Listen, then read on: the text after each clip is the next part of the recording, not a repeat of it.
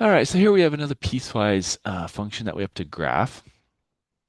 And then it says state the domain in interval notation. So we have to pay attention to that because otherwise we'll forget to do that piece.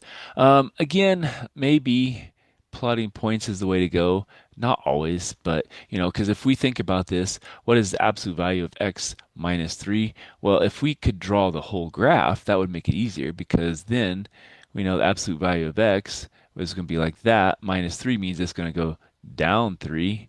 It's going to do something like that, but we are restricted as far as what we can actually use for our points. So let's start at minus 3, go minus 2, minus 1, and then include 0. All right. So a minus 3, absolute value of that is positive 3, and minus 3 is going to be 0. So that must be that point right there. And then we can do minus 2, absolute value that's positive 2, minus 3 is going to be minus 1. Minus 1 absolute value, that's 1. Minus 3 is going to be minus 2. And if plug in 0, we get a minus 3.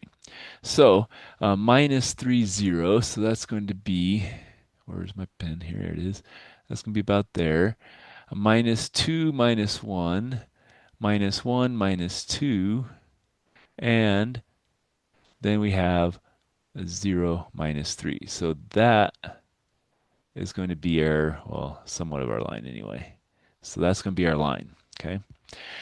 Now we have, guess what? This is a quadratic, so it's going to be kind of a curved thing. It's going to be part of a parabola.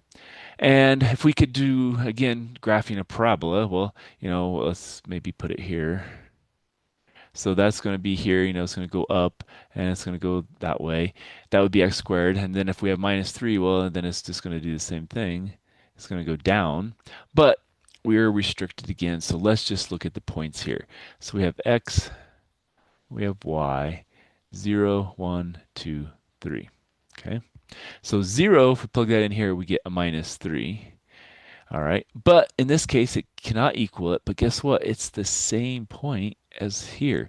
0 minus 3. So even though it's not included with the x squared part, it's included in the absolute value part. So that point is still a point. It's a full point. Now if we plug in 1, 1 squared is 1, minus 3 is a minus 2. Plug in a 2, 2 squared is 4, minus 3 is 1. And here we have 3 squared is 9, minus 3 is 6. So we kind of got off a little bit here, but that's okay. So 1 minus 2. So let's see, 1 minus 2, and then 2, 1, and then 3. Uh, that's 3, 6. So it's going to be something like that. Now the end one is concluded, the end one is included, and everything in between is included as well. So it looks like our domain in interval notation is going to go from what? Well, it's going to go from negative 3 up to a positive 3 and include both. So minus 3 to 3 and include both. Now, what if they wanted the range? We can do the range too since it's here. Well, it's going to go from what? Now it's going from negative 3 up to, it looks like a 6.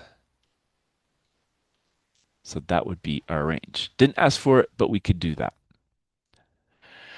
All right, so here we're supposed to match a physical situation with a graph and basically which one is the best thing. So it says the number of customers in a retail store at the beginning of a sale as the rate at which people enter increases. All right, so it doesn't say anything about decreasing. So it can't be this one and it can't be this one.